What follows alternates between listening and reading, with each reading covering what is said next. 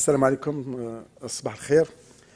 السيد كاتب الدولة، السيد الأمين العام للمجلس، السيدات والسادة المديرين، السيدات والسادة أعضاء المجلس، السيدات والسادة ممثلين وسائل الإعلام، حضراتي السيدات والسادة، أود في البداية باسم الأستاذ عمر عزيمان رئيس مجلس الأعلى للتربية والتكوين والبحث العلمي، ونيابة عن أعضائه كافة، الترحيب بكم جميعا في هذا اللقاء التواصلي والتفاعلي المخصص لعرض المحاور الأساسية لتقرير المجلس عن التكوين المهني الأساس مفاتيح من أجل إعادة البناء.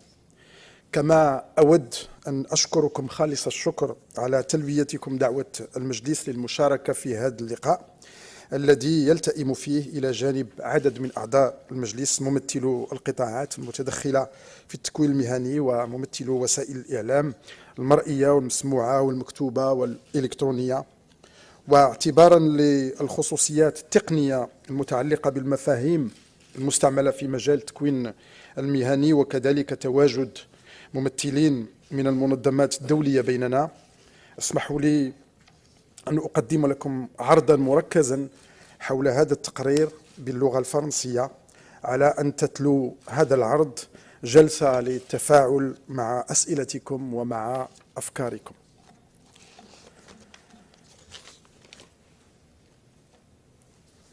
Alors, d'abord, le plan que je vais essayer de suivre, c'est vous parler de la méthodologie de travail que nous avons adoptée, et puis ensuite, je décris les défis et les enjeux de la formation professionnelle, avec bien évidemment un diagnostic qui montre les acquis et bien évidemment toutes les limites et dysfonctionnements de la structuration telle qu'elle est aujourd'hui. Et puis je finirai avec les clés pour une refondation et justement pour une mise à niveau, en quelque sorte, de la formation professionnelle, j'allais dire, à l'éclairage de ce qui se passe aujourd'hui et ce qui se passe dans un pays en voie de développement comme le Maroc, comme un pays émergent. D'abord, la méthodologie de travail, c'est un rapport qui a été consacré en grande partie à la formation initiale, parce que l'enjeu de la formation initiale est aujourd'hui un enjeu, j'allais dire, structurant pour l'avenir et pour justement les transformations qui sont en train de s'opérer dans le monde entier. Ce travail, il a démarré en 2016 et selon 3 étapes. D'abord une étape documentaire avec une analyse de toutes les données d'information que nous avons réussi à réunir, et je voudrais profiter de cette occasion pour remercier le ministère de l'Éducation nationale et de la formation professionnelle, parce qu'il nous avait beaucoup aidé à récupérer toutes les informations et toutes les données nécessaires à notre travail. Donc ensuite, il y a un recensement et une analyse des principaux acquis et dysfonctionnements, parce qu'on ne peut pas ignorer que notre pays est parmi les leaders, ne serait-ce que dans notre continent, sur le plan développement de la formation professionnelle depuis des années. Et ça n'empêche pas qu'on puisse avoir des dysfonctionnements et qu'on puisse faire un diagnostic qui soit le plus honnête possible. Et donc ensuite, il y a eu des propositions et des recommandations. Pendant ces phases, le groupe de travail a écouté pratiquement tous les intervenants de la formation professionnelle au Maroc. Syndicats, entreprises, les opérateurs privés, les opérateurs publics, les départements ministériels. Nous avons pris le temps d'écouter pratiquement tous les intervenants dans ce domaine, de telle sorte de pouvoir faire une analyse complète et, j'allais dire, ne rien rater dans les clés de propositions que nous allons développer. Alors le rapport, lui, il se compose d'abord, il prend ses sources de ses recommandations, d'abord de la vision stratégique 2015-2030. Il est en adéquation parfaite justement avec cette stratégie, et qui avait déjà une réflexion sur la question, et là on a approfondi. Donc une garantie d'apprentissage continu et durable pour les jeunes, pour qu'ils puissent être en capacité de définir leurs projets personnels et de vie, mais également d'insertion professionnelle.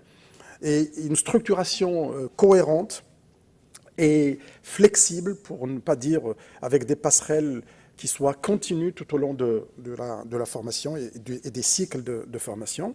Et puis, un développement d'un modèle pédagogique ouvert, diversifié, et surtout qui tient compte de ces développements auxquels on assiste aujourd'hui. Nous ne pourrons pas continuer à faire une pédagogie avec des jeunes qui ont d'autres préoccupations, et puis ont d'autres, je dirais, caractéristiques. Et nous devons, plutôt que l'ingénieur pédagogique, doit profiter de ces transformations chez les jeunes pour justement opérer ou véhiculer l'éducation et la formation qu'on souhaite. Et puis, un axe qui est aussi essentiel et que nous avons considéré dans notre commission, mais plus largement dans le Conseil, les langues, qu'elles soient bien maîtrisées. Et quand on parle des langues, c'est le trilinguisme ou le quadrilinguisme, l'arabe, le français, l'anglais et bien évidemment l'amazigh. Et puis, une adéquation des apprentissages, des formations et des besoins du pays pour qu'il y ait une proximité avec le monde socio-économique et dans le cadre d'une régionalisation avancée pour qu'on puisse tenir compte des conditions et des leviers aussi de développement qui existent aujourd'hui dans notre pays.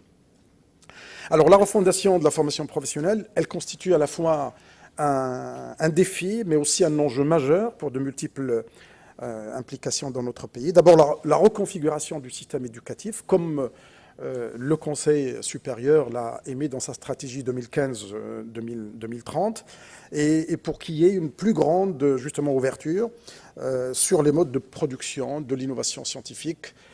Donc il y a d'abord cette reconfiguration. Il y a la valorisation de la formation professionnelle. Il faut qu'elle soit un choix et non pas, j'allais dire, que ce soit un choix personnel et non pas quelque chose qui est subi. Et justement, cette intégration de la formation professionnelle au sein du dispositif d'éducation et de formation est quelque chose d'indispensable et qui contribuera justement à faire du choix de la formation professionnelle un enjeu de développement personnel et j'allais dire, de pouvoir se retrouver. Et puis il y a aussi la contribution et l'émergence d'une société, d'économie de savoir dans notre pays avec le nouveau modèle de développement sur lequel, j'allais dire, toutes les forces vives du pays sont en train de travailler, comme ça a été donc prononcé dans les discours de Sa Majesté. Et enfin, c'est une clé pour le rayonnement de notre pays. Nous savons, j'allais dire, notre proximité dans notre continent, mais aussi notre proximité avec l'Europe et avec l'Occident en général, et que c'est un des pays qui est aujourd'hui privilégié pour cette question. Et donc la formation professionnelle constitue un enjeu vraiment de développement sociétal et pas qu'économique, mais justement cette question, nous l'avons abordée dans notre rappel. Mais d'abord avec quelques éléments de diagnostic, et je voudrais insister sur un point, parce que souvent, quand on a des difficultés dans un secteur, on essaie de tout jeter et de dire que rien ne marche et que tout est mauvais. Je voudrais juste rappeler, et notre conseil a beaucoup insisté sur cette question, nous essayons de faire mieux, sachant que, comme je l'ai dit tout à l'heure, nous sommes, en Afrique en tout cas, parmi le peu de pays qui ont une formation professionnelle cohérente et qui a fait ses preuves et qui a amené le pays là où il est aujourd'hui. Mais je pense qu'il est question aujourd'hui de pouvoir transformer et de tenir compte, j'allais dire, de cette transformation économique. Et bien sûr, il y a des dysfonctionnements, comme dans tous les systèmes. Et parmi les dysfonctionnements, il y a d'abord, parmi les acquis, pardon, je commencerai d'abord par les acquis. D'abord, il y a une évolution significative de l'infrastructure, comme vous pouvez le voir sur ce slide. Quand vous regardez l'OFPPT, le nombre d'établissements en augmentation considérable. Donc vous voyez l'évolution. On voit que les départements ministériels, bon, ils ont un peu réduit, bien évidemment, parce que vous savez que toutes les formations professionnelles, comme dans l'enseignement supérieur, les départements ministériels avaient créé des filières spécialement pour nourrir leur dispositif, et qu'aujourd'hui on voit que et l'OFPPT et la formation professionnelle privée a pris la place, et que bien évidemment tous ces éléments bien sûr baissent dans les départements et augmentent dans l'opérateur qui est aujourd'hui l'OFPPT, qui est le plus grand opérateur de formation professionnelle. Vous voyez qu'il y a beaucoup d'établissements en privé, mais en nombre d'étudiants, il y en a moins. Justement, le rapport aussi insiste sur cet aspect pour que la formation professionnelle privée puisse aussi prendre sa part et alléger la formation professionnelle publique de telle sorte de la laisser se concentrer sur les actions que le privé ne peut pas faire. Et puis il y a l'augmentation, il y a la baisse aussi du niveau du secteur privé, je l'ai dit, et bien évidemment, ça, ce sont les leviers que l'exécutif devrait mettre en place pour que justement inverser cette courbe. D'abord, il y a une remarquable hausse du taux d'affluence depuis 2011. Donc comme vous pouvez le voir, on est arrivé en 2018 à plus de 430 000 jeunes qui sont dans la formation professionnelle. Et puis, le nombre de places, bien évidemment, avec cette attractivité, c'est à peu près une place pour deux, alors qu'on devrait normalement donner l'opportunité à tous les jeunes qui veulent faire de la formation professionnelle de pouvoir y arriver. Et bien sûr, il y a aussi la question du genre. Nous sommes à peu près à 38%. Et si je compare avec l'enseignement supérieur aujourd'hui, par exemple, on est pratiquement à 50%. Donc il y a encore un travail à faire pour que la formation professionnelle puisse intéresser aussi nos jeunes filles et que ça puisse être aussi un levier de développement de notre société. Alors toujours une diversification des filières. Il y a eu un travail très important pour ouvrir la formation professionnelle à tous les axes des besoins de notre société, du monde socio-économique. Mais on a encore des fortes disparités qui existent en termes de nombre de places. Il y a aussi sur le plan spatial où il y a des formations qui existent que dans des centres, j'allais dire des grands centres, Tanger, Casa, Rabat, et bien évidemment il faudrait que ça soit équitable, il faudrait que les jeunes de régions ou de villes éloignées qu'ils puissent aussi accéder à ces formations-là, d'où le rapport a aussi émis le souhait qu'on puisse trouver des solutions par des bourses, par un accès plus simple. Une offre de formation, donc voilà, qui va vers la professionnalisation et qui fait face à une efficience de l'ingénierie de formation adoptée, la quasi-absence pratiquement d'outils pour la réalisation formation-emploi. Ça aussi, une question que le rapport insiste là-dessus pour qu'il y ait vraiment une concertation. Et vous verrez que dans les clés que nous proposons, il y a aussi à créer un observatoire national de telle sorte de pouvoir répondre à cette question. Une inadéquation entre le taux d'insertion et le nombre de lauréats. Et donc on voit qu'il y a 62,9%, enfin 63% dans la promotion 2015. Alors que si on fait des formations qui sont en parfaite adéquation, on devrait normalement atteindre les 90 ou 100% parce que ce sont des enjeux qui sont aujourd'hui importants pour les jeunes et surtout pour les entreprises parce qu'il y a parfois des inadéquations entre les diplômés et les besoins. Et ce qui veut dire que l'ingénierie pédagogique, ce qui veut dire aussi que l'offre n'est pas continuellement rénovée pour qu'elle puisse justement suivre ces évolutions-là. Comme vous voyez ici, les effectifs des stagiaires par niveau et par région. Donc vous voyez qu'il y a certaines régions, bien évidemment, et qui sont plus dotées que d'autres. Et ça, c'est, j'allais dire, un peu le propre de tous les pays émergents. Donc il y a des fois de l'économie qui se passe dans des grandes métropoles et donc ça part dans ce sens. Une présence de la formation professionnelle sur l'ensemble du territoire, mais avec néanmoins une répartition qui est déséquilibrée et qui n'est pas tout à fait équitable par rapport à notre jeunesse. Alors les budgets de la formation professionnelle, ils sont toujours en constante progression. D'abord parce que l'économie nationale a pris un bond important ces 15 dernières années. Donc bien évidemment la taxe, elle va aussi avec ça.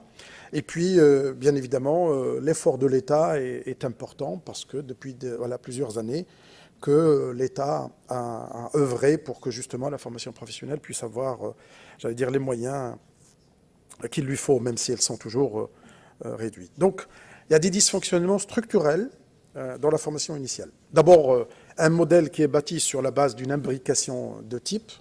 J'ai parlé tout à l'heure des départements de la formation professionnelle, et à chaque fois on imbrique des éléments dans les modes d'approche, et puis sans réelle cohérence d'ensemble. Alors bien évidemment, c'est le propre, encore une fois, j'insiste là-dessus, de tous les pays émergents. Quand l'économie marche, on répond au fur et à mesure aux difficultés et à l'attente, en quelque sorte, du monde socio-économique. Mais il nous faut une conception globale pour que, justement, on puisse avoir un secteur de formation qui soit le plus optimisé possible. Une insuffisance de budget, alors vous parlez à n'importe quelle institution, de toute façon le budget est insuffisant, et il est aggravé par un manque flagrant de rationalisation et d'optimisation des ressources allouées. Il y a les départements, il y a l'OFPPT, et donc il y a j'allais dire un peu une difficulté de rationalisation et un manque de coordination entre les parties prenantes. C'est quelque chose que nous avons remarqué en écoutant tous les responsables et en faisant notre analyse. Et puis toujours la persistance d'une image dévalorisante que nous voyons tous les jours en tant que citoyens, que les jeunes, des fois, qui vont à la formation professionnelle, ont l'impression d'y aller à défaut parce qu'on considère que l'échec mène à la formation professionnelle, alors que tous les pays qui se sont développés, c'est parce qu'ils ont une bonne formation professionnelle. Je ne citerai pas l'Allemagne, c'est un pays qui est connu avec ça, mais je citerai beaucoup d'autres pays. Je citerai la Corée du Sud, je citerai la Turquie, je citerai l'Afrique du Sud, je citerai le Brésil. En tout cas, il y a beaucoup de pays qui ont, j'allais dire, valorisé la formation professionnelle et par conséquent, ils ont valorisé leur économie. Et c'est un point qui aujourd'hui est partagé par tous les responsables. Et puis un déphasage entre les besoins économiques et puis sur le plan quantitatif et qualitatif, bien évidemment, c'est les deux. Donc des fois, les entreprises disent que nous n'avons pas le profil que nous souhaitons, et puis des fois, ils disent nous avons le profil que nous souhaitons, mais il n'est pas bien formé. Et particulièrement, et je pense que tout le monde aujourd'hui est d'accord là-dessus, sur le plan linguistique et sur le plan compétences transversales, ouverture, culture, et puis ce que j'appellerais empowerment, ou plutôt capacitation. Ils sont capables éventuellement de résoudre des problèmes, de pouvoir évoluer, de pouvoir changer de travail, d'activité sans trop de difficultés. Alors les clés que le Conseil propose, c'est d'abord de former une continuité de parcours d'enseignement et de formation au sein du système éducatif dans sa globalité. Ça veut dire que la question doit être traitée de l'intégration de la formation professionnelle dans le dispositif de formation, d'enseignement ou d'éducation en général. Donc il y a une grande fluidité de passage entre les cycles et les niveaux. Et en gros, pour résumer, des passerelles tout au long du parcours éducatif du jeune. C'est qu'à tout moment, il puisse être en capacité de pouvoir venir à la formation professionnelle ou éventuellement revenir à la formation générale jusqu'au supérieur. Et je viendrai tout à l'heure avec un schéma qui montre justement ces aspects-là. Et puis, il faudrait une meilleure préparation professionnelle précoce, de telle sorte que les jeunes puissent sentir quel est le degré, je dirais, d'intérêt pour ces jeunes, justement pour la partie formation professionnelle. Et puis assurer une adéquation plus proche, plus précise, plus rigoureuse des formations dispensées aux besoins de marché de l'emploi. C'est un discours qu'on trouve partout, mais qu'il faudrait créer les leviers pour que ce soit un passage obligé. Pas simplement parce que l'équipe pédagogique a envie, ou il faut que ce soit quelque chose de structurel, comme le font pas mal de pays qui ont réussi justement dans cette dynamique. Et puis améliorer bien évidemment le rendement qualitatif et quantitatif de la formation professionnelle en touchant bien évidemment le levier de la gouvernance et du modèle pédagogique. On ne peut pas continuer à enseigner de la même manière que nous avons enseigné il y a 20 ans, il y a 30 ans, il y a 40 ans. Aujourd'hui, nous avons une génération qui n'est plus la même et que, bien évidemment, il faut de la formation continue pour le personnel et qu'il faudrait revoir, en quelque sorte, notre logiciel d'ingénierie pédagogique et puis promouvoir, comme je l'ai dit, et valoriser la formation professionnelle et rétablir son rôle d'ascension et d'inclusion.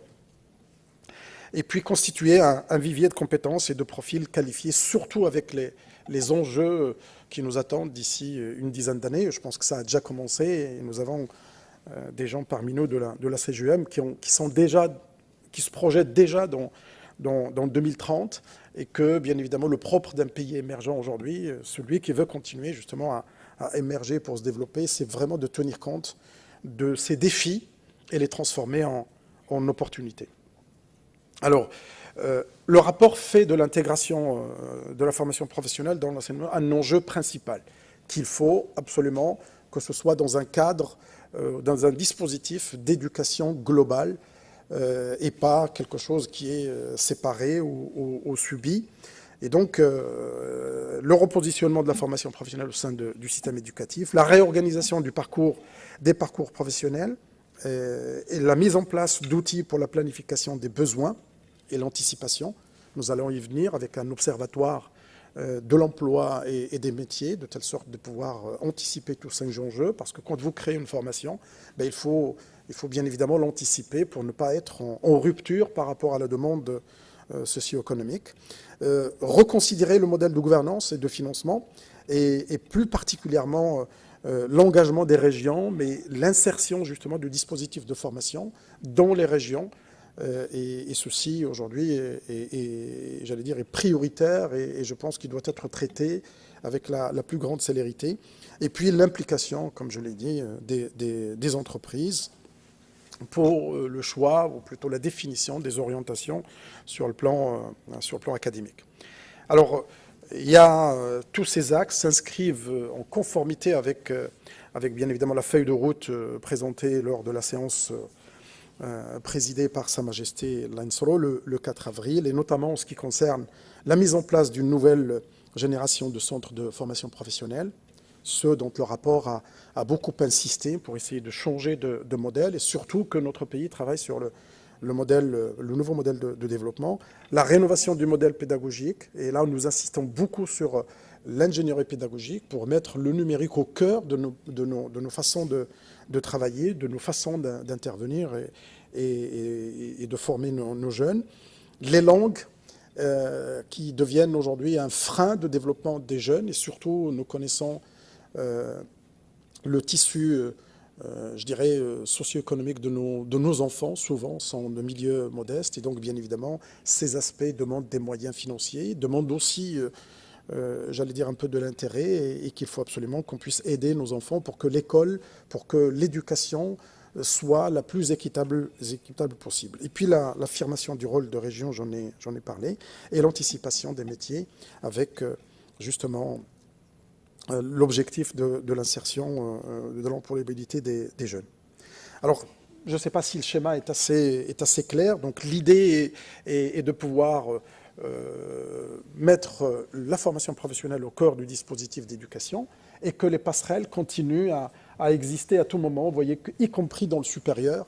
Alors qu'aujourd'hui, si vous regardez le supérieur, quelqu'un qui fait la formation professionnelle avec un bac+2, il n'y a que 10% qui sont réservés aux jeunes qui viennent de la formation professionnelle parce qu'ils ont un niveau sur le plan abstraction, sur le plan scientifique, mathématique, et que la proposition est de créer des filières qui permettent de les rattraper, mais en même temps de pouvoir faire des ingénieurs technologues ou alors des masters technologues, et qui permettra, comme dans d'autres pays que c'était fait, particulièrement dans le Nord, et bien évidemment cet aspect, je dirais, précoce d'intégration de la formation professionnelle permettra peut-être de choisir et non pas de subir pour les jeunes.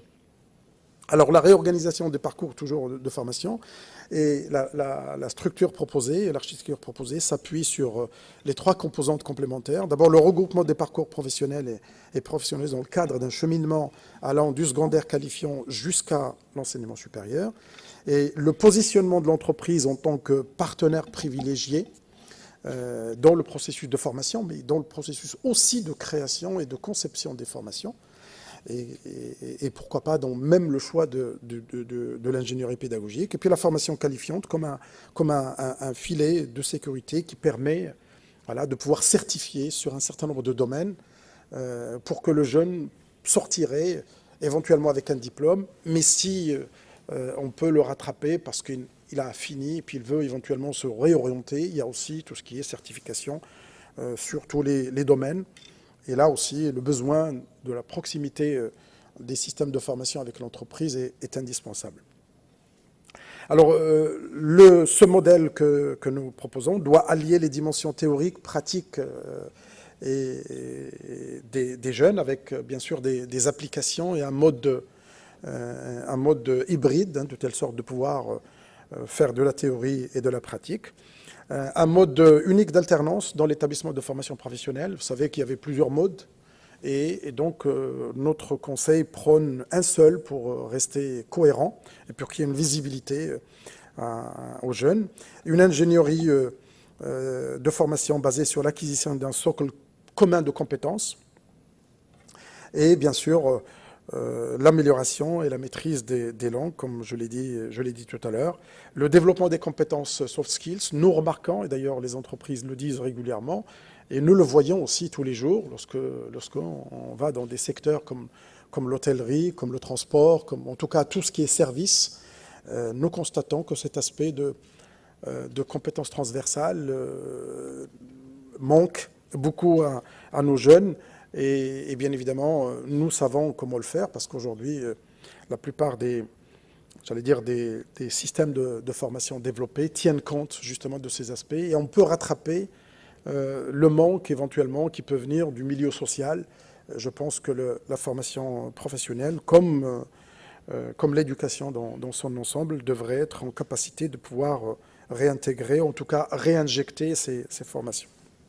Et puis bien sûr, nous ne pouvons oublier, avec tout ce qui est en train de se passer aujourd'hui, avec cette disruption, le numérique est un outil, encore une fois, et nous insistons beaucoup dessus, que c'est qu'un outil, même s'il y a des développements sur le plan économique, hein, dans le secteur du numérique, mais nous pensons au numérique plutôt comme un moyen, je dirais, de développement sur le plan culturel, sur le plan scientifique, et sur le plan, je dirais, d'utilisation de l'outil pour la pédagogie et la transmission du savoir. Alors la gouvernance et le financement, c'est un modèle que nous demandons qu'il soit revu de telle manière d'avoir plus de visibilité des rôles et des responsabilités de divers intervenants, que ça soit clairement identifié. Le positionnement de la région comme entité décentralisée au cœur du processus, l'implication de l'entreprise, la contribution au financement de la formation professionnelle de l'ensemble des intervenants, une plus grande rationalisation des ressources, de pouvoir le voir. Nous l'avons dit dans la stratégie, et qu'il faudrait avoir une vue globale sur le financement de l'éducation en général, et la mise en place de mécanismes d'évaluation et de concertation. Nous ne pouvons pas continuer à financer sans avoir un retour, d'abord pour le gouvernement, pour l'État, mais aussi pour les citoyens et leurs parents. Il y a un moment donné où il faut un observatoire qui va nous dire quels sont les métiers qu'il faut développer, mais une fois que les opérateurs ont réalisé la mission pour laquelle ils ont été sollicités, il faut qu'il y ait une évaluation pour savoir exactement est-ce qu'on a fait ce qu'on leur a demandé. Et puis, par conséquent, à ce moment-là, on choisira l'opérateur en fonction de ça. La technique est j'allais dire, presque rodée dans la plupart des pays développés. Et puis, au niveau de la gouvernance, bien évidemment, nous avons le ministère, avec bien sûr une stratégie nationale. Nous avons les opérateurs de formation publique. Nous avons le secteur de l'enseignement privé, enfin professionnel privé. Et puis, bien sûr, les fédérations et les chambres. Il faut qu'il y ait une interaction. Il faut que les rôles soient clairement définis et que chacun répond justement à ces enjeux-là. Et que cette rationalisation doit être gérée si on arrive à articuler cette gouvernance avec le fonctionnement de tous les jours. Et voilà, en écoutant tous les partenaires, nous avons constaté qu'il faut des pilotes et que, bien évidemment, il faut que ce pilotage soit, je dirais, ascendant. Alors, les prérequis nécessaires à la refondation, puis il faut que ça réussisse. Et donc, il y a la mise à niveau d'abord des opérateurs en charge de la formation professionnelle afin qu'ils intègrent la transformation induite par la refondation proposée. L'activation du rôle des régions, on a vu que ça commence dans pas mal de régions qui prennent maintenant les choses en main. L'engagement d'un véritable partenariat, parce que souvent on parle de partenariat avec l'entreprise, mais ça reste toujours dans les discours. Je pense qu'il faudrait créer les leviers et je dirais les outils pour que ce soit une obligation, que ce soit un passage obligé. Et puis l'arrimage des politiques de formation à celles de l'emploi. Et ça, c'est le rôle de l'observatoire dont j'ai parlé tout à l'heure. Et puis la mise à niveau du cadre juridique de la formation professionnelle. Il faut remettre à jour une loi de la formation professionnelle pour qu'elle soit clairement identifiée. Je vous remercie pour votre attention et nous sommes prêts avec mon collègue Sib Nara, qui fait partie de la commission, et j'excuse Sismani qui n'a pas pu être parmi nous, et nous sommes à votre disposition pour répondre à vos questions. Merci.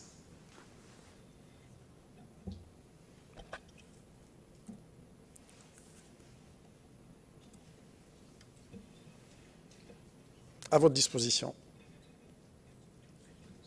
Ouais.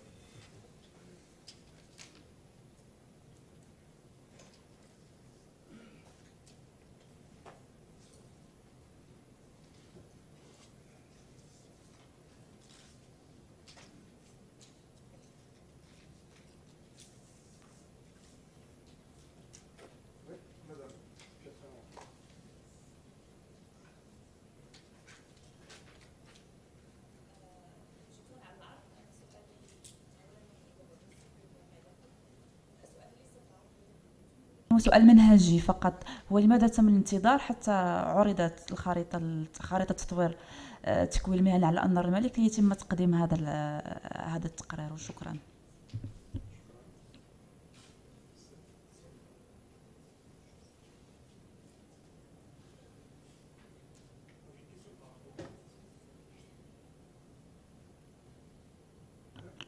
Oui, s'il vous plaît. Donc moi j'ai une question par rapport au slide qui parle sur la carence en termes de budget qui est aggravée par un manque d'optimisation et de rationalisation. Donc je pense qu'aujourd'hui au niveau je parle de l'opérateur que je connais, l'OFPPT. Alors je pense que c'est parmi les établissements les plus qui veillent à ce que vraiment la dépense soit le plus optimisée, le plus rationalisée. Et d'ailleurs, je pense que on lui reproche justement ça, parce que vu les budgets qui lui sont accordés, il n'arrive pas à les engager, à les consommer compte tenu des procédures qui sont celles des marchés publics, etc. Donc j'aimerais bien savoir voilà, en quoi consiste justement ce manque de rationalisation et d'optimisation dans la gestion des établissements de la formation professionnelle. Merci.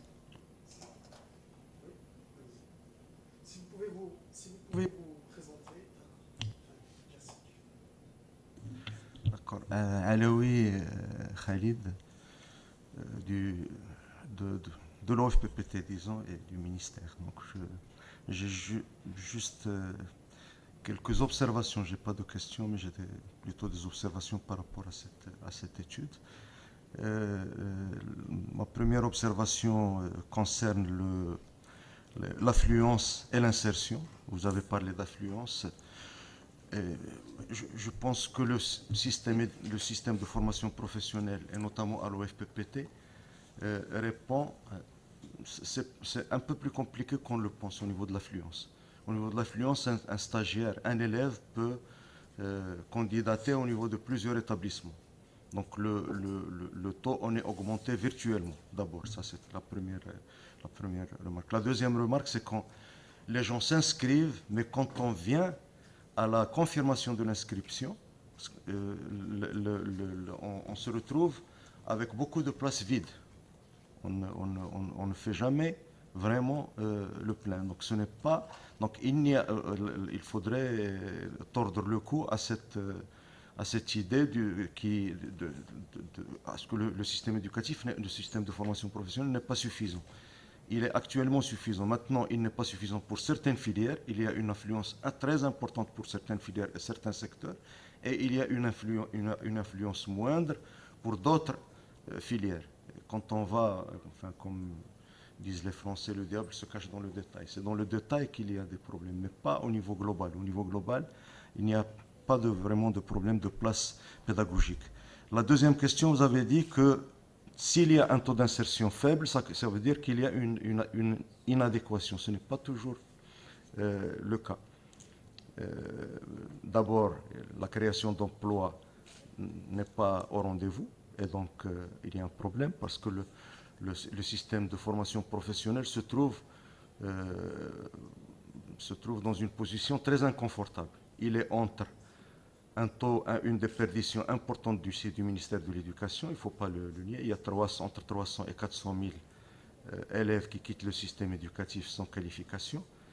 Et il y a une création d'emplois très faible, 80 000 emplois en 2017, dont 30 000 au niveau urbain. Si on veut avoir une adéquation, il faut diminuer drastiquement ça, c'est une décision, je pense, qui devrait être prise, et il faudrait qu'on discute ce point. Est-ce qu'il faut répondre aux besoins économiques et là diminuer drastiquement les effectifs à former, ou faut-il donner un métier à chaque jeune? Et c'est ce qui se fait actuellement. Essayer, bon, avec tous les problèmes que nous vivons, mais essayer de donner quand même un métier à chaque jeune qui quitte le système éducatif ou qui a le baccalauréat. Donc là, c'est une question majeure à laquelle il faudrait répondre. La troisième remarque, j'ai deux autres remarques et je m'arrêterai, c'est l'aspect linguistique et soft skills. Je ne pense pas que ce soit le problème de la formation professionnelle, le problème linguistique. C'est un problème de l'éducation nationale, et je pense que c'est des solutions provisoires qui devraient être prises et qui ont été prises au niveau de l'OFPPT, par exemple, en augmentant le nombre d'heures de français, d'anglais, etc. Mais ça ne résoudra pas du tout le problème linguistique, parce que les jeunes, je vous donne un exemple, les jeunes ont 2400 heures de formation de français quand ils arrivent chez nous avec un baccalauréat, et leur niveau de français n'est pas suffisant. En général, il n'est pas suffisant, avec 2400 heures. Alors que nous-mêmes, nous faisons 2000 heures pour toute la formation professionnelle. Nous en avons une centaine pour le français, et on n'arrivera jamais à résoudre le problème linguistique au niveau de la formation professionnelle, pour laquelle le nombre d'heures est... Donc c'est un problème qui devrait à long terme être résolu au niveau de l'éducation nationale. Vous avez parlé, ma dernière remarque concerne l'observatoire. Je pense que les outils de l'observatoire existent au niveau du ministère, au niveau des départements formateurs. Parce qu'il ne s'agit pas de créer des structures. Il y a beaucoup de structures qui s'appellent... actuellement déjà, il y a un observatoire au niveau du ministère de l'Emploi, il y a un observatoire au niveau de la CGM, il y a mais il faut donner du contenu à ces observatoires. Et je crois qu'au niveau du département, les études sectorielles, je ne pense pas, vous n'en avez pas parlé, mais il y a beaucoup d'études sectorielles qui sont réalisées. Il y a des études d'insertion qui sont réalisées. C'est des études qui donnent beaucoup d'informations. L'important, c'est qu'il faudrait les utiliser pour les utiliser au niveau de la planification et de la programmation de la formation professionnelle. Donc, moi, je m'arrêterai là pour l'instant. Merci. Est-ce qu'il y a d'autres questions? Alors, je vais peut-être... Oui, pardon, allez-y. Si vous pouvez vous présenter. الاسم محمد فنان صحفي موقع سيت انفو. السؤال الأول بالنسبة أثناء إعداد التقرير في المجلس الأعلى للتعليم، واش ما ناقشتوش المسألة ديال لغة التدريس في التكوين المهني؟ واش نفس الأمر مطروح في النقاش هذاك اللي طاري حاليا؟ واش كاين نفسه كاين في التكوين المهني بالنسبة للغة التدريس؟ الأمر الثاني بالنسبة لما يقع داخل التكوين المهني هو المواكبة، يعني واش رصد التقرير هذه القضيه ديال المواكبه، انه بعد تخرج الطالب من التكوين المهني هتتم المواكبه ديالو وعدد الخريجين شحال من واحد خدم شحال من واحد ما خدمش. الا كان شي ارقام في هذا الجانب هذا ديال الادماج في سوق الشغل. وشكرا. Merci. Oui, تفضلي لاله.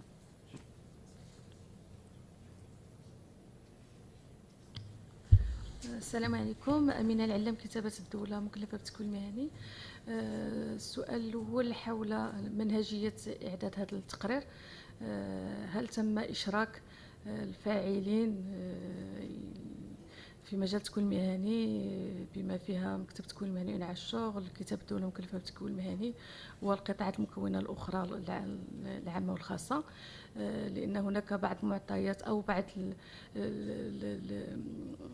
الاستنتاجات التي تم صياغتها في إطار هذا التقرير تتحدث عن آليات تحديد حاجيات سوق الشغل بأنها en français quasi absence d'outils d'adéquation formation emploi.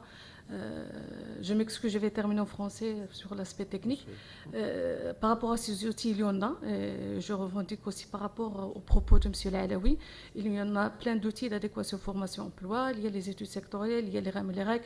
Il y a même en termes de démarche et méthodologie d'adéquation formation-emploi, il y a tous les guides, cadres et outils d'adéquation formation-emploi.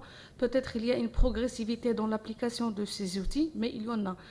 C'est pour cela que je pose la question par rapport à l'implication des partenaires dans l'échange et la discussion avant de présenter ce rapport final à l'assistance. Et merci. Merci. Je vais peut-être répondre par la dernière. Et tous les partenaires ont été sollicités, surtout l'OFPPT et la DFP. C'est vraiment les départements sur lesquels on s'est basé. Et je rappelle que même, le patron de l'OFPPT faisait partie de la commission pratiquement jusqu'à la fin. En ce qui concerne la formation professionnelle, la DFP en particulier, je la remercie vivement parce que c'est chez eux qu'on a puisé pratiquement toutes les grandes informations dedans. Mais je rebondis sur un point. Ça m'arrive souvent lorsque je suis dans mon université, c'est tout va bien. Tout va bien, au meilleur du monde, et que la situation n'est pas très bonne. Je vous parle en tant que, librement, en tant qu'opérateur, plutôt en tant qu'actif dans le domaine de la formation et de l'éducation en général. Vous avez parlé de REC, vous avez parlé de REM. Les enjeux sont colossaux. On a besoin peut-être de 50 000. On n'a même pas 1000 au total. Peut-être que ça a évolué un peu. Je sais que l'OFPPT a travaillé sur un certain nombre de choses, mais on est loin du compte. On n'est pas en train de, lorsque le Conseil s'est approprié ce sujet, on a beaucoup, et j'ai insisté d'ailleurs dans ma présentation, le rapport le décrit encore plus profondément, il y a beaucoup d'acquis du système. Et j'aimerais, comme il y a des journalistes, qu'il ne faut pas tout jeter. Il y a beaucoup de choses qui sont très bonnes et nous insistons beaucoup dessus. Et simplement, aujourd'hui, on est dans un environnement qui est de plus en plus contraint et qu'il faut répondre aux défis, aux nouveaux défis et répondre avec une autre question, avec d'autres méthodes, et que la formation professionnelle, comme l'éducation en général, surtout la formation professionnelle et l'enseignement supérieur, doivent réagir, ils doivent être très actifs et je dirais évolutifs. Si une formation au bout de 2 ans, au bout de 4 ans ne marche pas, il faut tout de suite la revoir. Et c'est pour ça que des fois quand on dit, bien évidemment, pour avoir une économie qui marche bien, il faudrait avoir 7 ou 8% de croissance pour qu'on puisse vraiment absorber justement tous ces flux de jeunes. Mais il est anormal de pouvoir avoir des emplois qui ne sont pas pourvus faute d'adéquation. On ne dit pas que, bien évidemment, mais quand on donne la capacité aux jeunes de pouvoir s'insérer, de pouvoir évoluer, c'est aussi une opportunité. Donc, en ce qui concerne la question de... Je reviens par le début. Pourquoi la présentation maintenant ? Elle n'est pas... C'est la deuxième. On a déjà fait tout de suite à la sortie je dirais, la validation par l'Assemblée générale, on avait fait une conférence de presse et on avait invité toute l'opinion publique justement pour exposer le rapport. Et cette fois-ci, c'est le rapport qui est finalisé, que vous pouvez, je pense, retrouver sur le site web du Conseil. C'est vraiment sa sortie de manière concrète et de manière officielle. Nous avons déjà fait, il y a pratiquement 6 mois, je crois, ou 3 mois. Voilà, on a fait déjà une présentation. Alors, les langues, c'est toujours difficile de pouvoir dire que ce n'est pas de notre faute. C'est de notre faute à tous. C'est le système de l'éducation dans sa globalité. Et je pense qu'à chaque fois qu'un jeune vient chez nous dans une formation, nous devons nous préoccuper de ça. Et le rapport, le Conseil dit simplement qu'il faudrait répondre à cet enjeu et que personne ne puisse se dérober. C'est pour ça que l'éducation doit être, la formation professionnelle doit être insérée dans le dispositif de l'éducation dans sa globalité. Et il s'agit maintenant de tracer une stratégie pour l'avenir. Nous ne sommes pas en train de faire, j'allais dire, même si le diagnostic il est là, on est bien obligé de se baser sur quelque chose.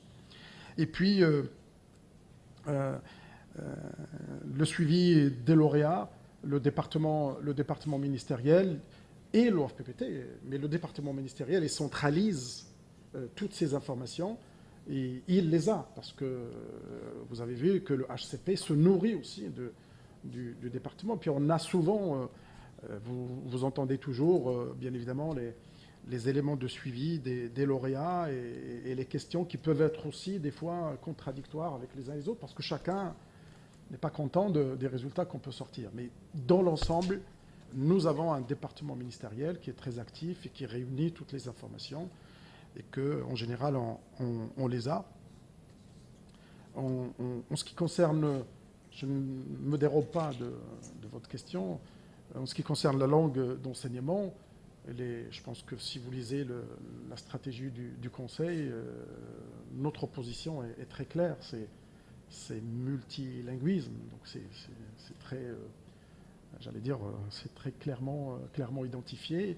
Et dans notre rapport, aujourd'hui, celui qui parle qu'une seule langue, c'est qu'il est analphabète. Donc il faut absolument s'ouvrir, et particulièrement dans la formation professionnelle et dans l'enseignement supérieur. Les langues deviennent quelque chose d'indispensable et que c'est comme ça qu'on va aider nos jeunes à s'insérer socialement et on va aider aussi la société à se développer. Et bien sûr, dominer les langues, c'est quelque chose qui est indispensable aujourd'hui. Je pense que j'ai à peu près... C'est Abslam, si tu veux rajouter des éléments. Est-ce qu'il y a d'autres? Oui.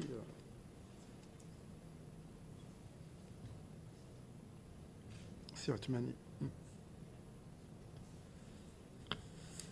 Hamid Atmani de la CGM. Je voudrais tout d'abord vous remercier pour la qualité de votre travail et de la présentation. Et je sais très bien à quel point une telle réflexion est si complexe et difficile. Globalement, et on voit très bien qu'il y a une bonne convergence avec ce qui est proposé au niveau de la feuille de route, au niveau de l'ensemble de ces projets. Enfin, je voudrais parler des autres projets en dehors de la cité, naturellement.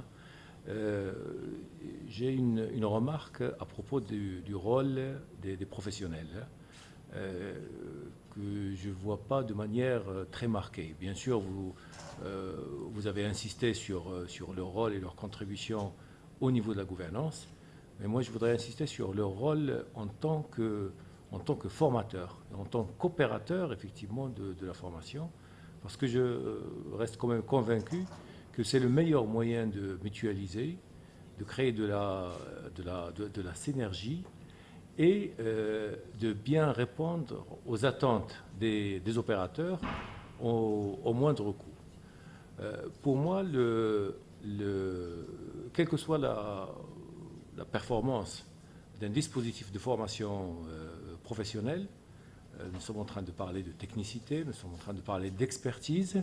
Vu la diversité des tissus économiques et des besoins des industriels ou du secteur des services, on ne peut jamais être très près du besoin spécifique de l'utilisateur et de l'entreprise. Et il y a effectivement nécessité pour l'entreprise d'assurer ce complément. Moi, je pense que, et ça c'est un choix qui me paraît fondamental et stratégique. Je pense que la formation professionnelle, de par les moyens que nous avons, ce sont des moyens qui restent quand même rudimentaires lorsqu'on rapporte ça par rapport au coût ou par rapport au benchmark qu'on trouve dans un certain nombre de pays à l'international.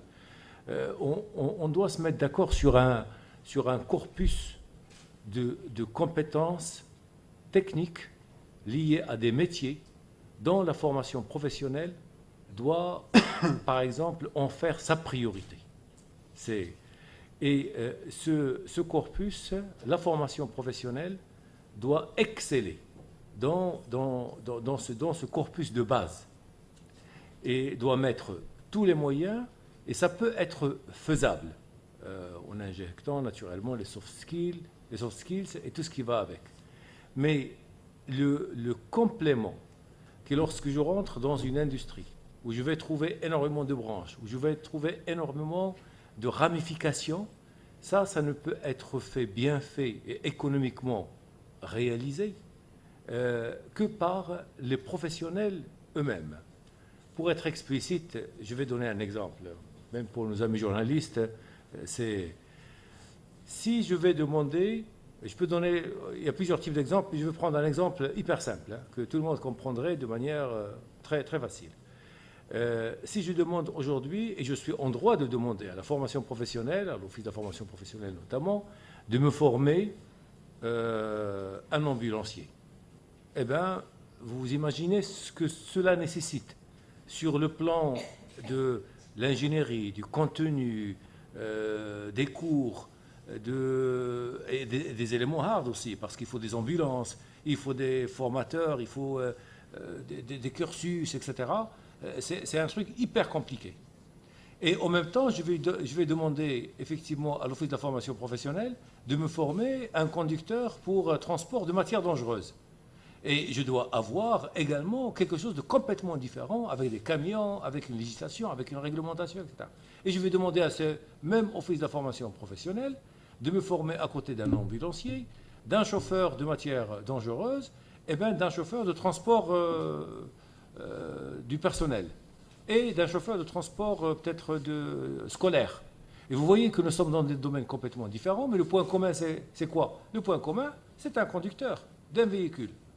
Alors, pour moi, à mon sens, si l'Office de la formation professionnelle se concentre sur la formation de conducteurs au niveau basique, eh bien, quelqu'un qui sait très bien conduire un véhicule, qui maîtrise les fondamentaux de la mécanique, qui a les bonnes soft skills qu'il faut, qui fait les éléments de base.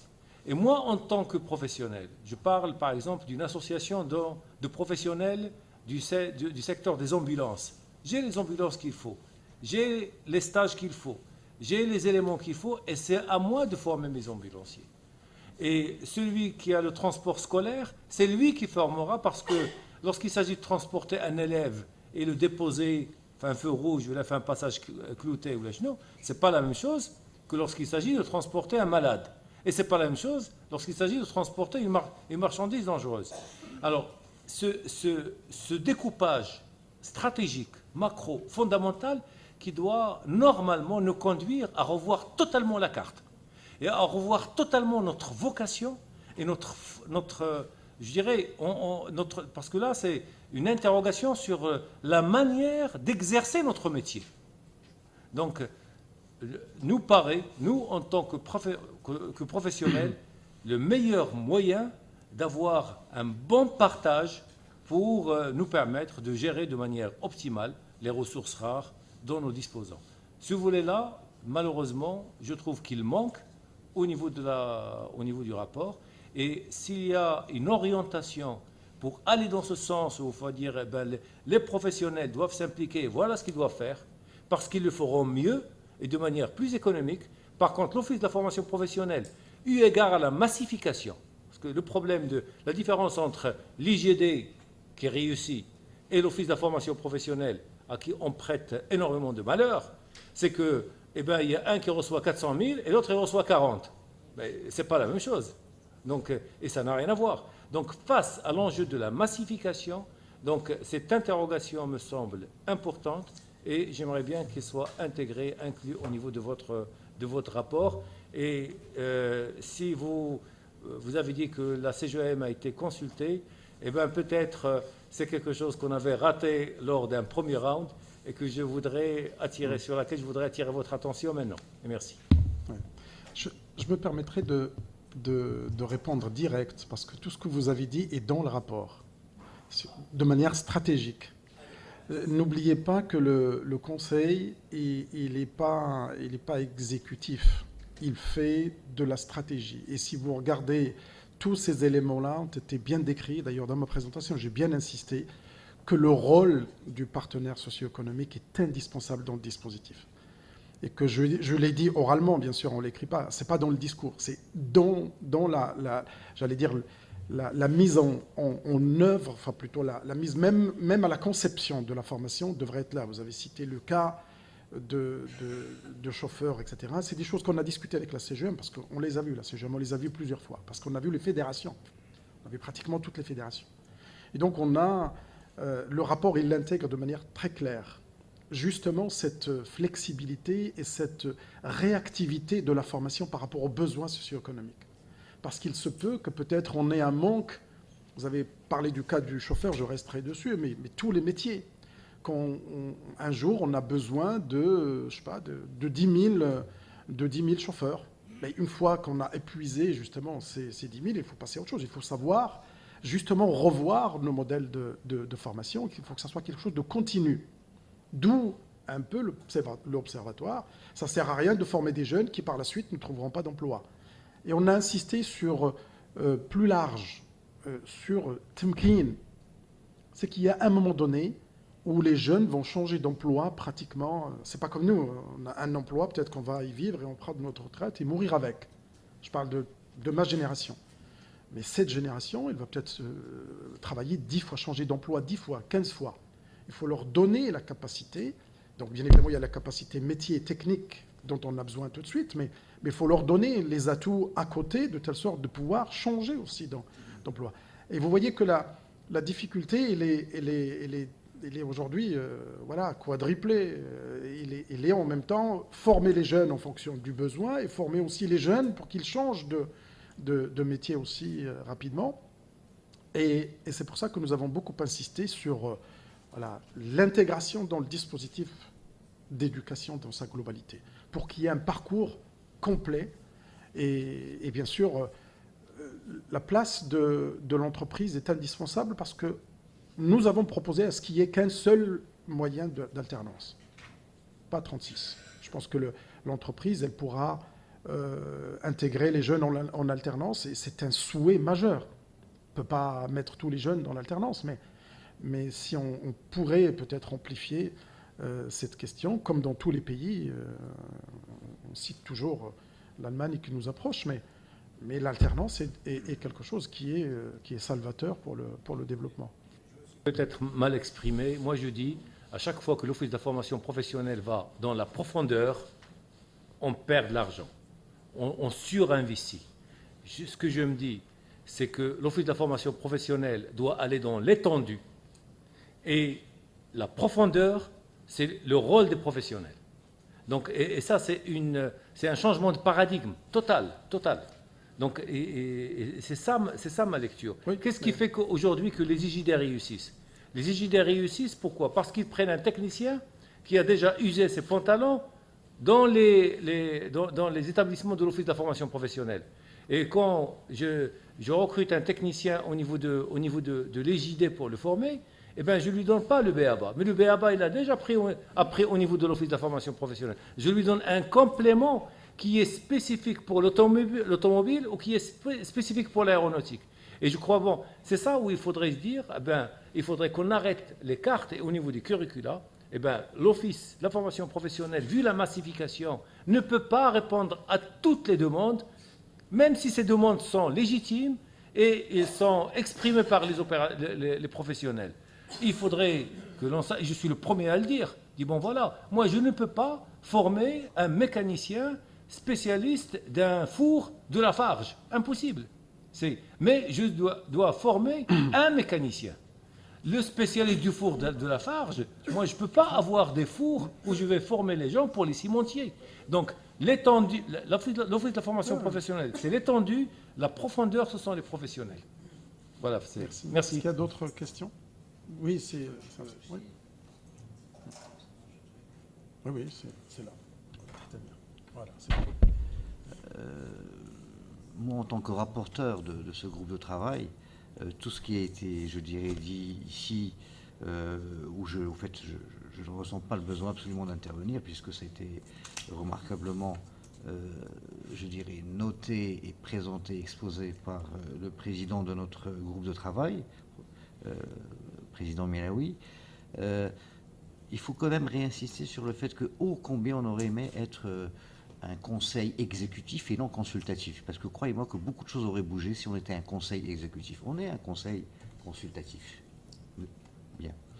Sur tout ce qui a été un petit peu dit sur tel ou tel n'ont pas été consultés, la CGM, l'OFPPT, le DFP, la réponse était claire. C'est que ce qui est dit ou ce qui est, je dirais, notifié dans le rapport, si vous prenez par exemple les REM et les REC, Madame la LM, c'est embryonnaire, c'est epsilon par rapport aux centaines et aux dizaines de milliers de REM et de REC qui devraient être, je dirais, sur le terrain, à la disposition de l'OFPPT, conçu avec la participation des professionnels, entre autres des branches professionnelles de la CGM.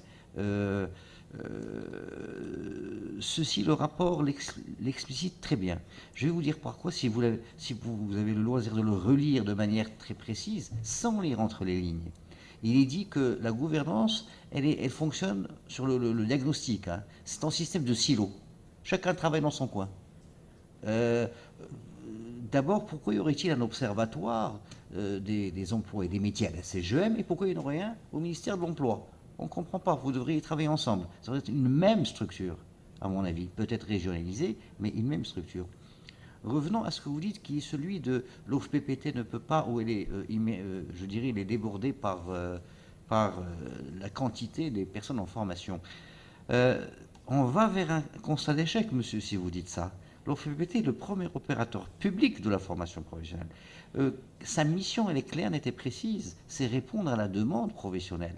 Et si vous remarquez que dans la feuille de route qui a été donc approuvée par Sa Majesté le Roi que Dieu l'assiste, le secteur global de la formation professionnelle n'est pas oublié. Il est dit qu'il faut le renforcer, le structurer, et ensuite, bien sûr, on met les locomotives, les fameuses smart cities des formations et des compétences. Le seul, je dirais, le seul domaine un petit peu qui reste un petit peu flou et qui le restera, c'est la volonté de tous de se mobiliser pour réussir ces modèles-là, quels qu'ils soient. Les REM et les REC, le professeur Melaoui l'a très très bien précisé, et moi j'ai envie d'être peut-être plus précis que lui, avec peut-être des mots plus durs. Vous savez, quand vous faites des REM et des REC, dans 2 ans ils sont plus valables. C'est comme les médicaments, ils ont une durée de vie. Et je peux vous dire, en ce moment où nous sommes en train de parler, j'ai participé à certains travaux au niveau de l'ETF, c'est-à-dire sur le système éducatif de formation professionnelle européen. Vous savez qu'il est question de classifier comme délit de continuer à former des techniciens à des technologies périmées. Et ça, nous le faisons tous les jours, malheureusement, chez nous. En Europe, ils sont en train de travailler à mettre en œuvre un projet de loi qui va transformer en délit de former des gens à des technologies périmées. Nous, avec le peu de REM que nous avons, de REC que nous avons, qui ne sont pas mises à jour, et sachez-le, et nous en souffrons beaucoup, nous en tout cas dans la formation professionnelle privée, parce qu'on a les mains liées avec une loi, je dirais, qui est caduque en vérité, qui ne fonctionne plus, qui n'est plus opérationnelle. Il est clair que le Conseil donne des orientations globales stratégiques. Ici, vous avez les clés pour la refondation du système. Elles sont à prendre pour ce qu'elles sont, c'est-à-dire qu'elles donnent des orientations logiques, des orientations efficaces pour que le système se mettent en, je dirais, en route et s'améliorent de manière globale.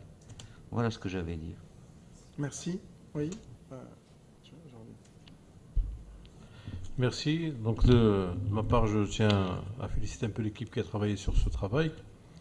Ça permet quand même de dresser un bon diagnostic et d'avoir une bonne vision un petit peu de solutions susceptibles un petit peu d'améliorer le système de la formation professionnelle. Si vous pouvez vous présenter. Oui, moi je suis Slawi Saïd, je suis le DRH de l'OPPT. Alors, moi je voudrais revenir sur quelques points qui ont été abordés dans le rapport et donner un petit peu mon point de vue par rapport à cela. Alors, le premier d'abord, c'est les passerelles entre le système éducatif et la formation professionnelle. Vous avez parlé que qu'il faudrait peut-être l'étendre, etc. Je pense que c'est plus facile à dire qu'à faire, parce qu'aujourd'hui, dans la réalité des choses, les objectifs et les contenus d'un cursus qu'on peut appeler académique sont totalement différents d'un système de formation professionnelle. Et donc, c'est à l'heure de vouloir un petit peu essayer de faire des passerelles. Par contre, la solution serait peut-être de développer et professionnaliser le système d'orientation, parce que ça c'est plus à un certain niveau d'un cursus académique, on peut mettre en place un système d'orientation pour orienter les gens vers un système professionnel quand ils ont le désir de le faire et quand ils ont les capacités de le faire. Donc c'est pour ça que moi je ne crois pas beaucoup au système de passerelle, mais beaucoup plus à un système d'orientation très très efficace, plus professionnel que celui qui existe aujourd'hui. Par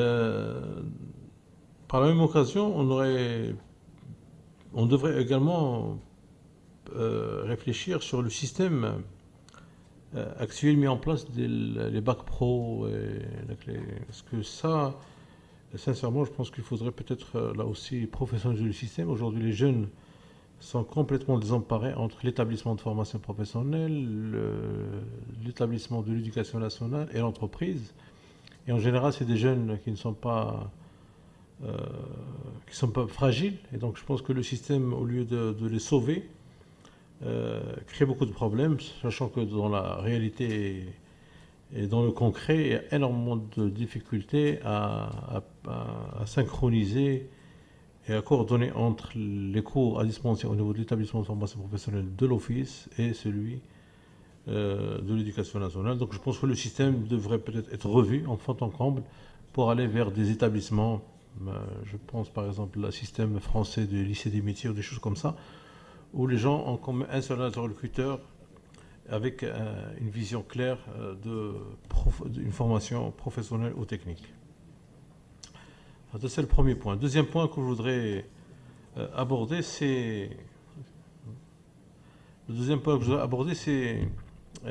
qui paraît pas été vraiment touché, ou la formation de chômeurs au Maroc, la formation de chômeurs. Je pense que ça c'est un pan très très important. Aujourd'hui, ça a été dit tout à l'heure, je pense qu'il y a un fait structurel entre l'offre et la demande. Aujourd'hui, nous offrons, nous mettons sur le marché du travail beaucoup plus que ce que peut absorber l'économie en termes de main-d'œuvre qualifiée. Donc, quel que soit l'effort qui sera entrepris ou engagé pour faire d'adéquation formation-emploi, on ne réussira jamais à le faire. Mais donc ça veut dire que nous produisons des chômeurs tout le temps. Et pourtant, il n'y a pas un système pour la formation de chômeurs. Et je pense qu'il est temps au Maroc de réfléchir sur un système, peut-être même une partie de la capacité de l'offre de l'Office peut être reconvertie pour prendre en charge cette catégorie. Mais quand je dis formation de chômeurs, c'est pas prendre les formations actuellement dispensées et les donner aux chômeurs. C'est vraiment un système avec une pédagogie particulière, avec des moyens particuliers, avec peut-être un langage particulier, avec peut-être une formation basée beaucoup plus sur la pratique qu'autre chose. Et je suis sûr que ça peut avoir un impact très très important. C'est une nouvelle formation à créer au Maroc. Troisième point, c'est le système de détermination de besoins. Aujourd'hui, dans toutes les phrases, dans tous les rapports de formation professionnelle, on parle adéquation formation-emploi et la nécessité d'impliquer les professionnels dans la définition des besoins, etc. Bon, ça, c'est des phrases qui reviennent tout le temps. Mais quand on va dans le détail des choses, vous savez, même un professionnel, quelle que soit sa volonté, ne peut pas vous dire de quoi a besoin le système, quelles sont les compétences dont a besoin le monde du travail. Et à la limite, et quand il est technicien, il peut parler de ce qui se passe dans son entreprise. Je pense que l'adéquation formation-emploi, l'orientation efficace d'un système de formation professionnelle passe par la professionnalisation de la détermination de besoins. Et je pense qu'au Maroc, on est encore loin d'y arriver. Aujourd'hui, vous avez le département de la formation professionnelle qui fait des études, vous avez le ministère de l'Industrie qui fait des études d'écosystème, vous avez les professionnels qui eux-mêmes entreprennent un certain nombre d'études. Chacun fait des études, il n'y a aucune coordination, aucune vision d'ensemble. Je pense que il est temps peut-être de confier peut-être à un département ministériel, parce que ça c'est une mission régalienne de l'État, de donner de la visibilité au système de la formation professionnelle, au système éducatif, pour lui dire voilà les métiers dont a besoin le Maroc, qualitativement et quantitativement, et que ça devienne une mission régalienne une fois pour toutes. Et à ce moment-là, on laissera les opérateurs de formation réagir par rapport à cela. Donc il y a d'abord la détermination de besoin, et puis la détermination de la performance du système. Aujourd'hui, tout le monde forme, tout le monde dit qu'on est le meilleur, mais il n'y a pas un système d'évaluation. Juge de paix. Un juge de paix. Un juge de paix qui dit voilà, vous êtes bon ou pas bon, et qui donnerait de l'information aux ménages, aux jeunes, etc. Merci. Merci beaucoup. Et c'est ce que nous avons constaté lorsqu'on a auditionné tous les intervenants. Tous les intervenants, séparément, ils sont tous bons et brillants et circulés, il n'y a rien à voir, y compris le vôtre.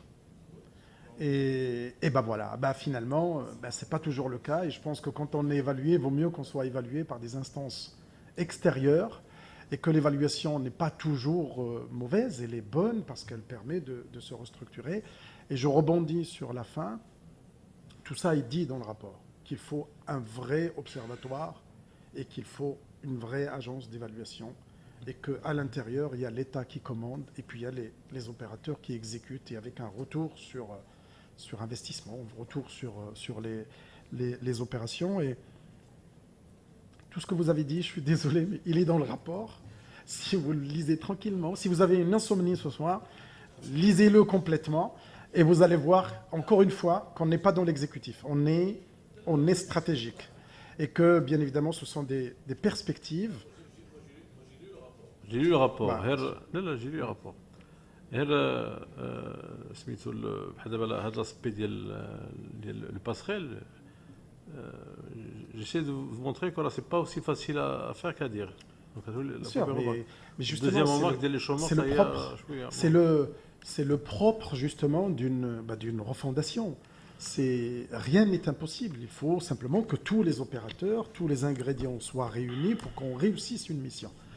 Encore, ce sont des orientations. Je pense que l'exécutif les tournera avec vous, avec la CGM, avec d'autres, pour essayer d'en faire un outil efficace et j'allais dire rentable.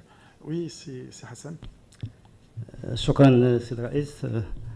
Hassan Smili, directeur du pôle études, recherche et appui aux instances du Conseil.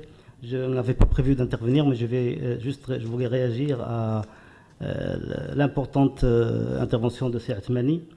Je trouve qu'elle a absolument raison et on a, je ne vais pas dire que ça existe dans le rapport, mais disons que c'est l'esprit général du rapport. L'esprit général du rapport, c'était de dire il y a une dimension professionnelle à développer tout au long du parcours du système éducatif.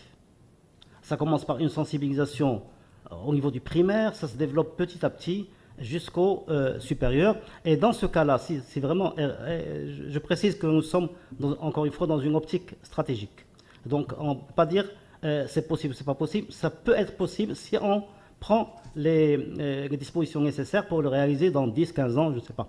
Mais dans une proportion, dans une optique stratégique, c'est possible d'introduire cette dimension et de la développer tout au long du système éducatif. Et là, ça permet de faire beaucoup de choses. Ça permet d'abord de valoriser la formation professionnelle. Parce que nous avons, les derniers chiffres que nous avons eus lors d'un rapport justement, les représentations que nous avons de la formation professionnelle sont encore des représentations négatives dans la société marocaine. Et donc les gens qui choisissent d'aller vers la formation professionnelle, ils ne choisissent pas en fait, ils y vont par défaut, le plus souvent. En tout cas à certains niveaux. Nous avons des chiffres, des enquêtes sur le terrain. Ça d'une part. D'autre part, si effectivement on va dans le sens d'une dimension professionnelle générale, c'est-à-dire qu'on fasse ce que disait Seat Mani, au lieu de donner des formations spécialisées pointues, on va vers des spécialisations, si je puis dire, des spécialisations générales. C'est-à-dire qu'on forme un conducteur, pour dire un conducteur, mais il va se spécialiser au niveau de son entreprise, de l'entreprise qui le recrute. C'est vraiment atteindre plusieurs objectifs en même temps. C'est-à-dire qu'on va former, d'abord, on va laisser de la place aux soft skills dont on parle et aux langues. On ne va pas donner trop d'heures à la spécialisation et répartir de manière plus équilibrée les curricula pour que, effectivement, on arrive en même temps à donner une spécialisation générale et à donner une formation de l'esprit avec les soft skills et avec les langues qui puisse justement, qui donne la possibilité aux gens de s'adapter rapidement aux différents métiers. Parce que cette histoire de l'adaptation de la formation aux emplois, c'est un grand bluff que nous vivons depuis 35 ans. Un grand bluff. On ne peut pas, personne ne peut nous dire exactement de quoi nous avons besoin dans 3, 4, 5 ans. Impossible. Et donc, comme la formation dure justement 3, 4, 5 ans, on ne peut pas former des gens pour les besoins immédiats. Donc, il faut les former pour qu'ils puissent réellement s'adapter au métier de l'heure. Comme disait Semelawi, les gens maintenant ne sont plus dans une immobilité de toute la vie. Ils changent de métier. Donc, il faut qu'ils puissent réellement, pour des raisons contraignantes ou pour des raisons de choix, choisir le métier et s'adapter rapidement à un métier. Bon, ce sont des idées générales, mais ce sont des idées fondamentales si on veut vraiment changer la formation et ne pas rester dans une optique uniquement intérieure. On ne voit pas ce qui se passe à l'extérieur. Il faut arriver un jour à changer tout cela de fond en comble. L'OFPPT ne peut pas continuer à former tel qu'il a formé il y a 10 ans ou il y a 15 ans. Il y a un changement radical qu'il faut arriver à faire. Bon, là encore une fois, nous ne sommes pas dans l'exécutif, mais j'espère que l'exécutif tiendra compte de cet aspect des choses. Merci. Je voudrais vous remercier, profiter de cette occasion. En tout cas, c'est toujours un échange et juste affirmer que je pense qu'aujourd'hui, notre pays a besoin de transformer ces défis en opportunités et qu'il ne faut absolument pas qu'on reste, j'allais dire, qu'on croise les bras. Il y a maintenant des opportunités extraordinaires avec une jeunesse extraordinaire et que peut-être qu'il faudrait optimiser, qu'il faudrait l'aider à faire face à cette disruption. Et je pense que le moment est un moment stratégique avec un nouveau modèle de développement sur lequel travaille notre pays. Et vous voyez l'importance que donne Sa Majesté à ce sujet. Et je pense qu'on est au cœur aujourd'hui vraiment d'une vraie opportunité pour notre pays. D'abord dans notre continent, mais il n'y a pas que dans notre continent. Et que les enjeux, vous voyez que l'aéronautique s'installe, vous voyez que l'automobile s'installe, mais à côté de ça, il y a tout un écosystème qui tourne autour, et qu'il y a peut-être d'autres technologies qui vont arriver, et que nous sommes convaincus tous, et je pense que les gens de la CGM avec qui je discute régulièrement en sont encore plus convaincus, qu'on ne peut pas continuer à offrir que ce qu'on a aujourd'hui, qu'il faut absolument passer à une étape supérieure pour que l'automobile, la Dacia, reste, parce que la Dacia d'aujourd'hui, elle sera la Dacia véhicule intelligent sans chauffeur, et que bien évidemment tout le paradigme change. Et si nous ne formons pas et nous ne anticipons pas ces transformations, avec l'aide des entreprises, avec l'implication et j'allais dire un peu l'investissement du pays, parce que tous les métiers qu'on peut développer ne sont pas tous exécutoires et rentables tout de suite.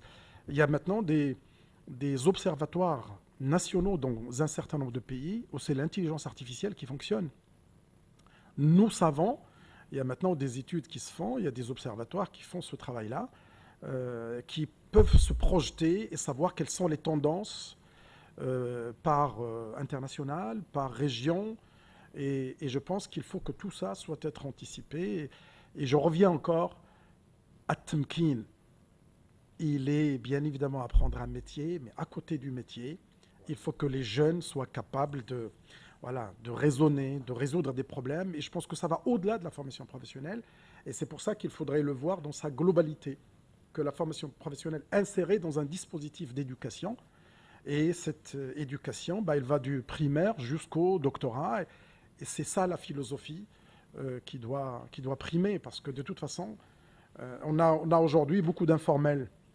Et cet informel, c'est un gisement d'entreprises, d'auto-entrepreneurs qui est extraordinaire et qu'il faut donner confiance et qu'il faut donner les éléments, c'est ce que nous disons dans le rapport, donner les éléments justement à ces jeunes avec de la qualification, pas forcément un diplôme, mais de la qualification aussi, et qu'ils puissent répondre à ces enjeux et qu'ils deviennent aussi des gens capables de vivre dans une société moderne. Merci beaucoup. Et c'est un plaisir que de vous redonner de nouveau les grandes lignes de ce rapport, encore une fois stratégique. Merci. Oui, pardon. Donc c'est Madame Ikradine Imen du secrétariat d'État chargé de la formation professionnelle. Alors je vous remercie pour votre intervention qui a été aussi claire qu'il le faut. Je vous remercie pour l'effort aussi qui a été fourni pour l'élaboration de ce rapport qui va bien sûr dans le sens de la contribution à la réforme. Nous vous remercions également parce que vous avez beaucoup participé. Merci. Donc, mon intervention, c'est par rapport à l'architecture proposée. L'architecture proposée qui intègre les parcours professionnels. Donc, elle est basée, à mon sens, sur l'intégration de la formation professionnelle et l'enseignement général à travers les parcours professionnels existants. Donc, c'est le bac pro et le parcours collégial professionnel. Cette intégration, ma question, c'est est-ce que ces parcours professionnels sont actuellement prêts à supporter cette intégration entre l'éducation nationale et la formation professionnelle, avec tous les difficultés qu'ils ont pour leur mise en œuvre, et notamment en l'absence de toute évaluation l'absence de toute évaluation en ce qui concerne ces parcours professionnels. Donc, j'essaie d'être bref parce que je sais que donc ça c'est pour les parcours professionnels. Ensuite, cette architecture, elle est basée aussi sur le mode alterné de la formation professionnelle, c'est-à-dire c'est une formation à califourchon entre l'entreprise et l'établissement de la formation professionnelle.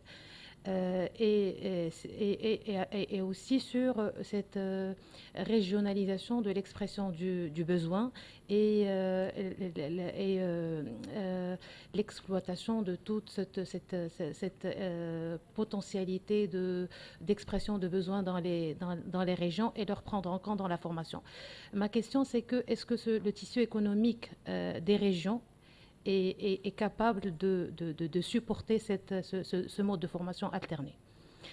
Une troisième remarque, mais à chaud, c'est on aimerait bien que cette voie professionnelle, que la formation professionnelle d'une manière générale soit une voie d'excellence et non pas une voie vraiment qui est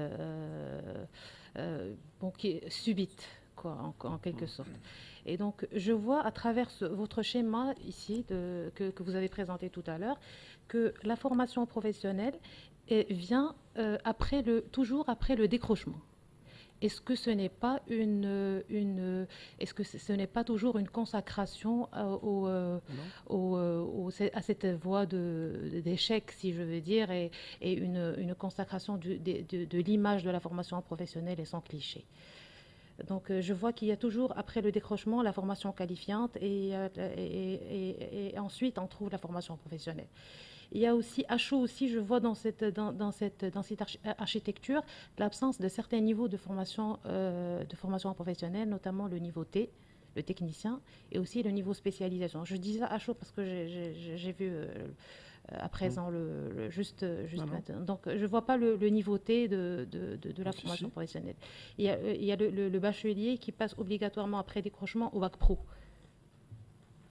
Donc, il y a aussi une question par rapport à la formation qualifiante comme étant un filet de secours. Est-ce que cette formation qualifiante, c'est-à-dire après un décrochement, une formation qualifiante pour pouvoir accéder à la vie active, et d'après ce que je vois et d'après ce que j'ai compris, qu'il peut après retourner à l'éducation, à l'enseignement général, après avoir subi un bilan de compétences et une validation des acquis. Est-ce que c'est bon, quand on revient à l'éducation nationale, ça suppose qu'on est sur la formation professionnelle et sur l'enseignement général. Est-ce qu'après un passage par la formation qualifiante et la vie active, le jeune va pouvoir suivre au niveau de la formation générale, étant donné que la formation dans l'éducation nationale suppose l'acquisition des compétences générales aussi. Et merci. Merci. Beaucoup d'éléments. D'abord, ce serait dommageable de ne pas s'intéresser aux jeunes qui quittent le système, qu'il faut absolument les remettre. Et je pense on est maintenant passé de 15 ans à 16 ans, je ne sais pas si... Enfin, mon projet. Et que ces jeunes, il faut absolument leur proposer quelque chose, et que cette proposition devrait leur donner la possibilité de revenir dans le système, j'allais dire général, s'il le faut, ou le système de formation professionnelle.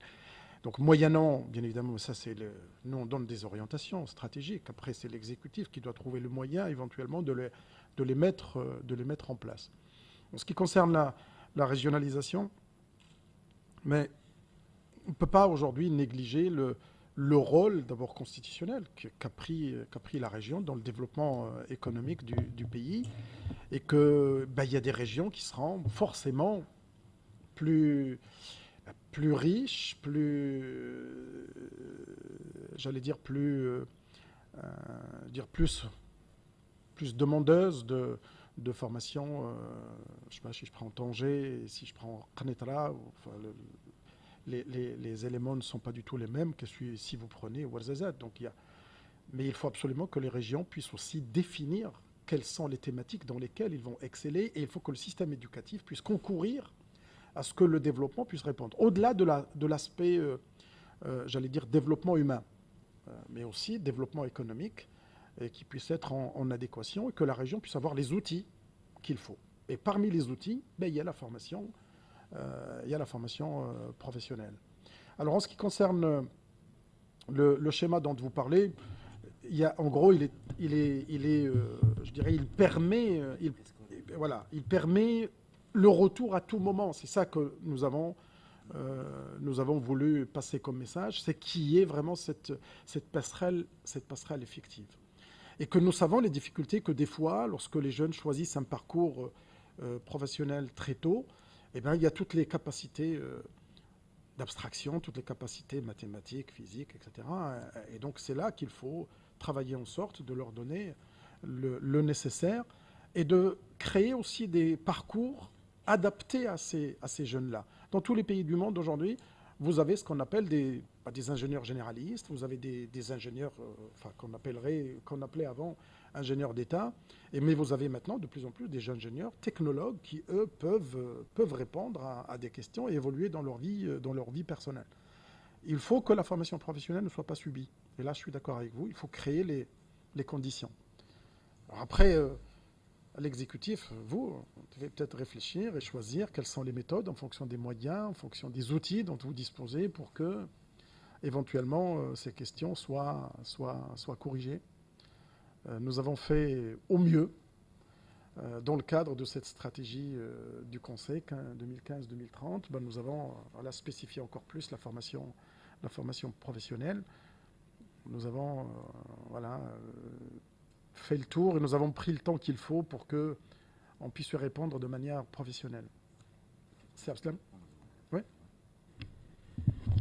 Je voudrais dire par rapport à votre réflexion, madame, c'est que les mentalités sont difficiles à changer. Vous savez, ça fait des décennies, j'allais dire plusieurs décennies que la formation professionnelle est considérée chez nous comme une voie d'échec. Donc il y a ça aussi à combattre, hein. Il y a la résistance aux idées toutes faites. Nous, on ne peut pas, je pense, dans ce type de rapport, comme ça a été dit par M. Melaoui, que c'est un conseil stratégique. Mais si vous prenez et ça on le fait pas assez, c'est l'exécutif qui devrait le faire d'ailleurs. Je commence d'ailleurs par l'OFPPT. Tout n'est pas mauvais, il le disait, Simelaoui tout à l'heure. Monsieur de la CGM parlait aussi, il dit, au fait, il faut former des gens, c'est l'entreprise qui va former de manière spécifique, etc. Mais le modèle existe déjà et on ne veut pas trop le regarder. D'ailleurs, on n'aurait pas pu le mentionner ici. Savez-vous, monsieur Hetmani, que 90% de vos jeunes qui sont inscrits dans les écoles de l'aéronautique, ce sont des diplômés de chaudronnerie d'OFPPT? Savez-vous que 80% des jeunes qui travaillent ou qui sont passés par les écoles, les fameuses IFMIA, écoles de mécanique automobile qui travaillent chez Renault et autres, sont des diplômés de l'OFPPT en général et qui font cette... Voilà, donc on est d'accord. Et nous, ce qu'on ne peut pas faire, c'est de faire ce qu'on appelle des storytelling, c'est de parler des success stories. C'est à vous, exécutifs, de le faire. C'est pas de la publicité, hein. C'est de la communication, d'orientation réelle pour les jeunes, leur dire, écoutez, il y a des succès quand on fait la formation professionnelle. Et peut-être on vous l'a pas assez mentionné, mais si vous lisez le rapport, vous allez le voir. Il y a aussi la culture de l'entrepreneuriat. Je peux vous assurer que ceux qui font la formation professionnelle sont plus des futurs entrepreneurs que ceux qui font des formations dans le domaine autre que la formation professionnelle. Je voudrais juste ajouter quelque chose là qui est dans un cadre tout à fait entre guillemets. Il y a des exemples concrets qu'on connaît, et c'est quelqu'un qui a fait une filière de technicien spécialisé en menuiserie aluminium à l'OFPPT. Et c'était, les mentalités ne changent pas, c'était le modèle qui était en échec par rapport à la famille. 6 ans plus tard, son petit frère, qui lui était le chouchou de la famille, est devenu médecin. Sauf que quand il est devenu médecin, il n'avait pas les moyens de financer son cabinet. C'est son frère qui a fait menuiserie aluminium, qui a monté sa propre entreprise, qui est devenu, plus qu'un soutien de famille, qui est devenu une star de la famille, qui a financé et le cabinet de médecine de son frère, et qui a aidé aussi sa sœur à ouvrir sa pharmacie. Voilà un exemple, et ça on ne le dit pas assez. On ne dit pas ce que les succès que peut produire la formation professionnelle. Merci beaucoup, merci pour votre présence. Merci. Au revoir.